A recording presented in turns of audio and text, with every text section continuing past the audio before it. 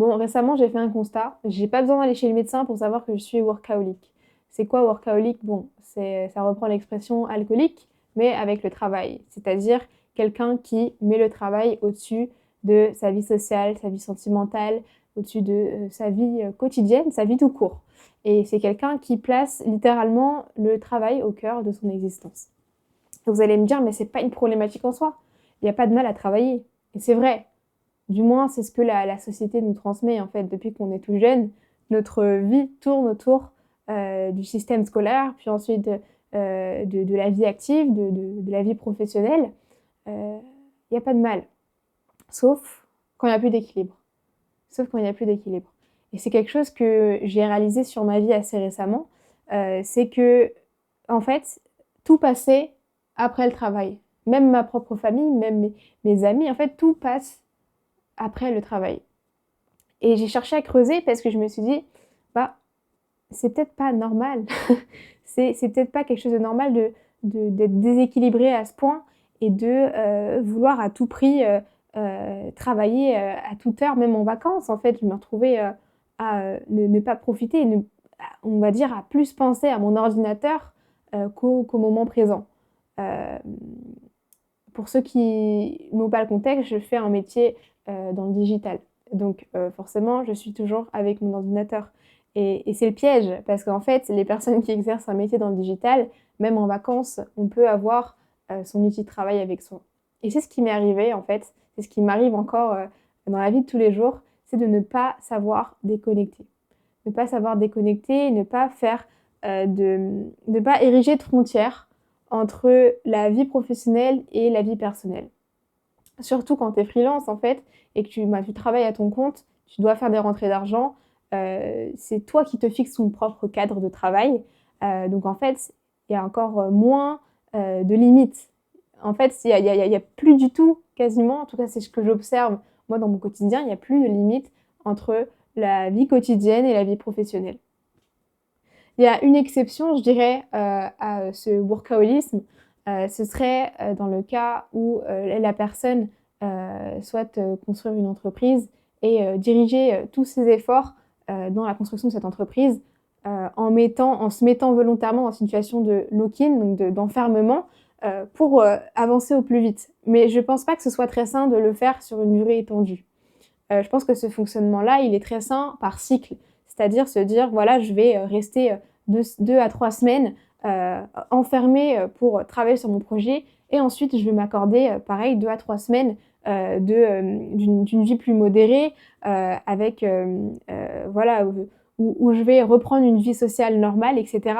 Mais moi, personnellement, j'ai pas l'impression d'être dans ce cas-là. En fait, je suis ni en lock-in, ni en mode de vie modéré. Et moi, j'ai l'impression que je vais plus travailler pour travailler, comme pour m'occuper l'esprit, comme pour trouver un sens en, en ma vie, en mes actions, en ce que j'incarne en fait. Pour moi, le travail, c'est devenu presque une identité. C'est devenu quelque chose qui va me définir par mes actions.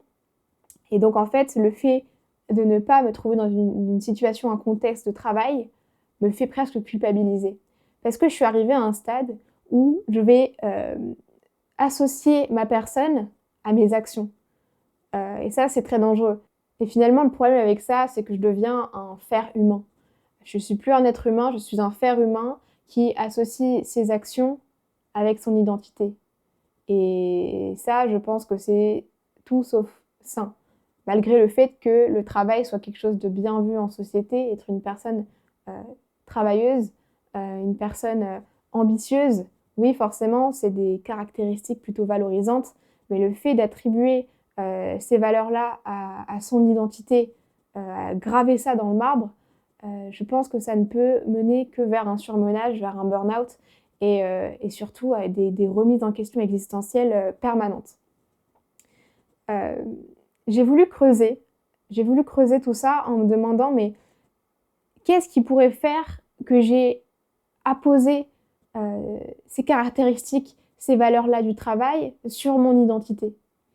Et en fait, c'est quelque chose qui est assez récurrent chez des personnes qui ont grandi avec un besoin de reconnaissance exacerbé.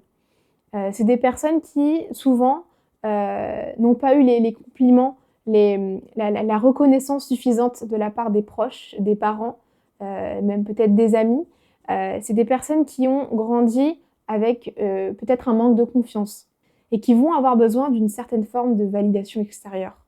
Et c'est par le travail, par l'école, par les bonnes notes, qu'elles vont trouver une forme de reconnaissance, de validation sociale, en montrant que moi j'ai fait ça, moi je sais faire ça, j'ai telle compétence, je travaille dur, comme pour avoir la confirmation que j'ai le droit d'exister. Et ça, c'est comme un masque en fait qu'on développe quand on devient adulte, quand on grandit. C'est un mécanisme inconscient en fait, c'est quelque chose qui vient automatiquement se confondre avec un trait de personnalité. Quelqu'un qui te dit « je travaille dur, moi j'ai pas le temps », moi je suis un bosseur, moi je suis entrepreneur, j'ai pas le temps pour les relations, j'ai pas le temps pour la famille, j'ai pas le temps pour tout cela. Bah en fait, c'est que souvent derrière ça, cette personne vient poser un masque sur son être, comme pour se protéger de quelque chose, pour fuir quelque chose, ou pour avoir accès à une forme de reconnaissance de la part des autres. Et moi, j'étais dans ce cas, et je le suis toujours un peu, de chercher en fait une forme de reconnaissance par mon travail. Et c'est dans cette logique de validation et d'identité que j'en viens à me perdre dans mon travail et à ne plus savoir pourquoi je travaille. C'est ça la question à se poser, je pense, pour les personnes qui sentent qu'il y a un décalage en fait dans leurs actions et dans leur être. C'est pourquoi je fais ça à la base? Pourquoi? Et est-ce que je peux m'arrêter? Ça, c'est un truc qui est fréquent dans toutes sortes d'addictions, c'est de se dire ok, est-ce que si je prends un jour off où je fais vraiment rien, je touche pas l'ordi, est-ce que c'est ok? Est-ce que je vais pas culpabiliser un peu? Est-ce que j'ai pas envie d'envoyer un petit message? Est-ce que... Souvent, on entend parler des personnes qui procrastinent, qui ont un peu la flemme de se mettre au travail, mais est-ce qu'on parle aussi des personnes qui, finalement, travaillent trop? Ça paraît peut-être insensé, parce que, comme je l'ai dit, c'est une valeur positive qu'on attribue dans la société, le travail dur. Mais est-ce qu'on y pense parfois à ces gens qui ne s'arrêtent pas et qui vont jusqu'au burn-out en fait? Aujourd'hui, j'ai partagé quelques pensées que j'avais sur le moment. C'est pas quelque chose à prendre à la légère, le burn-out et toutes les questions de surmenage au travail. Cette chaîne a pour but de vraiment partager mes idées, mes opinions sur le moment. Mais si vous êtes dans une situation de burn-out, de surmenage professionnel, évidemment, parlez-en à un professionnel et parlez-en autour de vous aussi. Aujourd'hui, j'exprime mes idées, mais je ne me revendique absolument pas experte en la matière. Je suis juste partie d'un constat personnel et ça me tenait à cœur de vous le partager. Donc, merci d'avoir suivi cette vidéo et on se retrouve pour la prochaine.